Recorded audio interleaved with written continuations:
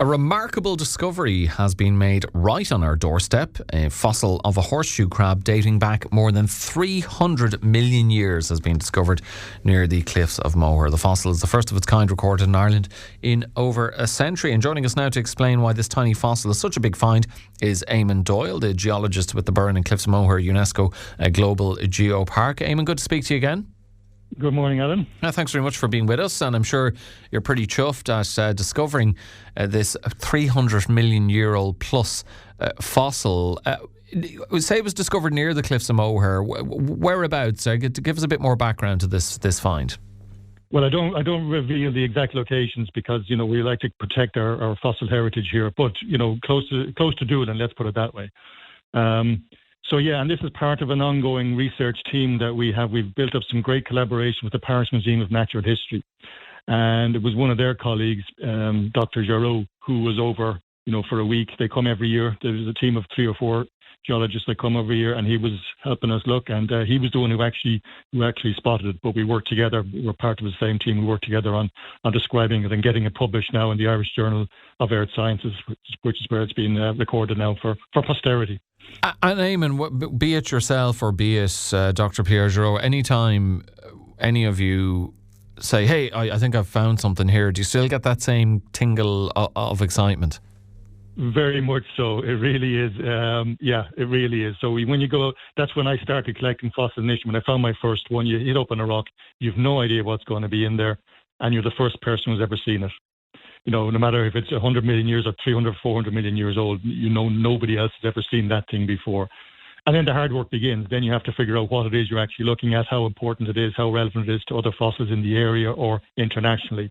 And that's the long process that comes afterwards. But yeah, that looking for fossils and finding it still absolutely gives me a buzz. And I'm still finding stuff, and I've still got a lot more stuff to report to. So we'll be talking again over the next year or so, I can assure you. Tell us more, Eamonn, about a horseshoe crab. What exactly is it? And I believe it isn't actually a crab. Yeah, the name kind of stuck because they have this kind of shell-like thing, and it looks a little bit like a crab. They've got legs, but they're not technically crabs at all. Crabs didn't evolve until a little bit later. They're what we call xiphosaurids, but they're more. That's a kind of a classification of animals. They are arthropods, so they're in the same phylum as crabs, but they're just a different variation on that. And they started evolving, over 450 million years ago. So they've been around for a long time, and they're still around now. So you get them particularly off the east coast of the United States of America. A thing called limulus lives there in the shallow marine areas. And the fascinating thing about the modern ones is that their blood is used. Their blood is really special. It's kind of a green color, and it's special because it's got very good antibiotic properties. And they use it for testing and for cleaning vaccines. So they collect these actually live specimens. They sample. They take some of the blood out, and they use that. They concentrate the immunity properties in that, and they use that for testing and making sure vaccines are safe for us. So all the COVID vaccines, they would have used this stuff to make sure they're safe for us. So fascinating group, long-lived, very successful. They're a little bit under threat now at the moment because of changing conditions, but they have a very, very long fossil record. But this is the first one we've ever found in Clare and reported in Clare, and it's the first one of this particular type that we've got in Ireland ever. So yeah, very important, very interesting find. While you still had that same excitement that you have when you've made previous discoveries, there must have been a part of you, Eamonn, that suspected one day you would discover a horseshoe crab fossil, given you've previously found tiny horseshoe crab footprints in Clare. Exactly. Yes. So a couple of years back, I published on those in another paper, and yeah, so we knew there was something like this there. Now with footprints, you can never be 100% certain of what it is, but we know that the pattern of the footprints was very, very similar to horseshoe crabs. So yeah, there was a little trail of them, in fact, two separate trails we've got. So yeah, I was hoping. So when he actually, cracked open the rock and showed it to me, I was going, yes. So yeah, but they're very rare. It's not like you can just go and find them anywhere.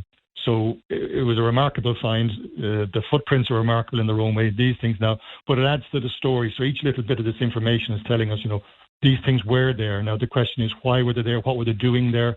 What can that tell us about the environment at that time? Because most horseshoe crabs are recorded in, Carboniferous age rocks are in much shallower water. So these ones in the environment where we find them is deeper water. So that kind of raised some questions. And we think what happened was that, there was floods dumping sediment into the sea, and we get bits of plant and stuff washed from land in there into the sea. And these creatures, some of them were just washed further offshore and deposited offshore where they weren't really meant to be, if you like, and they probably didn't survive very long there. But that's a little bit of speculation. But because we don't find a lot of them, because we don't have very shallow marine sediments there, we think they were probably just washed offshore. Okay, and Eamonn, finding out, pinpointing, roughly speaking, or even more precisely, how old a fossil is or what time period it might have originated from, how arduous or otherwise is that process? What does it involve? We're quite lucky here in that we've very good age constraints on the rocks here in West Clare. So we know from the fossils that are there. We also know from some isotope dating that was done fairly recently, just a couple of years back, on certain layers on the phosphate layer within the Clare shale. So we know from the isotope date on that what age it is, but we also know from correlation using other fossils, particularly the ammonoids. So we've got those layers are very well restrained in terms of their age. So we're quite lucky in that regard. So once we find fossils within those layers, we can say quite quickly what age they are, because if the rocks are that age, the fossils that are in them are that age as well. So we're relatively good on that. The rocket was formed in a deep sea near the equator. How did something like this end up on the west coast of Ireland, or does that point towards where Ireland would have been located 300 years ago, Eamonn, perhaps in warmer climes? Exactly. So 300 million years ago, there was no Ireland, there was no America, there was no Europe. So the continents were just arranged completely differently. And where the landmass was then, these sediments were accumulating. First of all, the limestone, then rivers started washing in mud to make the Clare shale and the Cliffs of Moher. That all happened down there. And then the plate tectonics that make up the crust of the earth, they're constantly moving. So they've been moving from the equator to where we are now, and it's taken 300 million years for them to get here. But we're still moving. This isn't something that stops. We're still jostling. We're still moving around with other continents. And so it's a long process, an ongoing process, and it's a perfectly natural process. But it's just on human time scales, we don't recognize it unless you live in an earthquake zone. Then you'll know all about it. But we're a good bit from the plate boundaries. So we get very, very few and very small earthquakes from time to time, so generally we forget about the fact that we're on a plate that's moving across the surface of the earth. The research, as you touched on earlier, has been published now in the Irish Journal of Earth Sciences, and the fossil itself is now housed in the Geological Museum at Trinity College, Dublin. Now, why is that important? Right. Well, we need to record these things for posterity. I could find a fossil like that and I could have it at home on my bookshelf and I could tell people I found this fossil. So when you publish it in a journal like the Irish Journal of Earth Science, it gets peer reviewed. So it goes out to external experts who will read your work and make sure what you say is actually factually correct. And if they've got questions, they will ask you those questions. You'll have to respond to them and the editors, and we work to make sure that everything is above board. But then once it's printed, once it's accepted there, that's a record for all time. That stays there. And the same with when we find specimens and they're referenced in a journal like that, they have to go to a recognized depository, a museum, where those specimens are kept again for all time, so that some other researcher in 50 years' time or 5 years' time who can say, hey, I found something similar, that I need to go and look at that specimen that was recorded then and have a look at it. So these are particular places. So the Natural History Museum, the National Museum of Ireland, and the Trinity College Museum are the two places in Ireland where specimens like that are kept for future reference.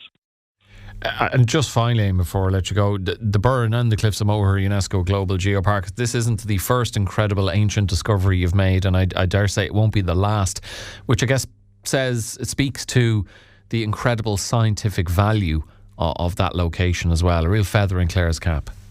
It really is, and I think this is important to say. That the stuff I'm finding, and my colleagues as well. This gives us, it's an international reputation we're gathering. I had an email just the day before yesterday from some woman in the United Kingdom, and she just said, "Oh, can you help me identify this fossil?" So people are coming to me, because they've heard of me, they've heard of the Geopark, and they've heard of our reputation. But we're punching well above our weight. It's a very small team we have here at the Geopark, but the stuff I'm finding, is making ripples internationally. So one of my specimens that I found recently is now over in the Paris Museum of Natural History. But they want their experts over there want to see it, but they've got really good equipment that we don't have in Ireland. So they're going to do some micro CT scanning of that to see what's preserved inside that. And again, once we get results back from that, I'll be telling you all about that. But that's a really exciting and interesting specimen as well. And there are others, yes, there are others, and there's more coming. Oh, well, look, congratulations to you and Pierre and everyone else involved there. And I know you'll be joining us again to talk about more incredible discoveries. Dr. Eamonn Doyle, geologist for the Burren and Cliffs of Moher UNESCO Global Geopark. For the moment, thanks as ever for joining us on the show. Thank you, Alan.